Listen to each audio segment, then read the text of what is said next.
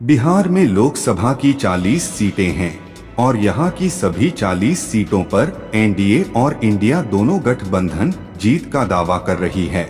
NDA ने seat sharing का formula लगभग तय कर लिया है और अब बिहार प्रदेश कांग्रेस कमेटी के अध्यक्ष अखिलेश प्रसाद सिंह ने शुक्रवार को बड़ा बयान देते हुए कहा कि कांग्रेस आगामी लोकसभा चुनाव में कम से कम 9 सीटों पर चुनाव लड़ने जा रही है। मेरे रास्ते कांग्रेस का अगर उचित प्रतिनिधित्व नहीं मिलेगा तो किसके रिजिम में मिलेगा? बात साफ है।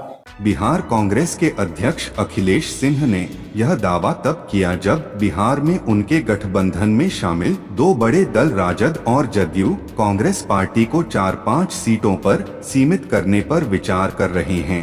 अखिलेश सिंह ने बड़ा दावा करते हुए कहा, आप कैसे कल्पना कर सकते हैं कि कांग्रेस 2019 से कम सीटों पर चुनाव लड़ेगी? हमारे नेता राहुल गांधी की भारत जोड़ो यात्रा के बाद पार्टी और मजबूत होकर उभरी है।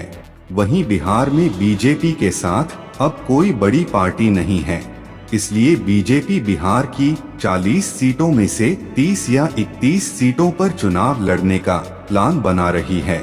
चिराग पासवान और पशुपति पारस गुट को मिलाकर 6 सीटें दी जा सकती हैं।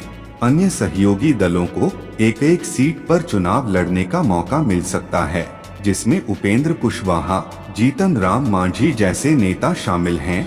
हालांकि पिछली बार जब नीतीश कुमार की पार्टी जदयू एनडीए का हिस्सा थी, तब बीजेपी और जदयू ने 17 से 17 सीटों पर चुनाव लड़ा था और लोक जनशक्ति पार्टी 6 सीटों पर चुनाव लड़ी थी। भाजपा की प्रचंड लहर में उस वक्त एनडीए ने विपक्षी दलों का सूपड़ा साफ कर दिया था और उस समय आरजेडी को बिहार में एक भी सीट नहीं मिली थी। भाजपा और लोजपा ने सभी 23 सीटों पर जीत दर्ज किया।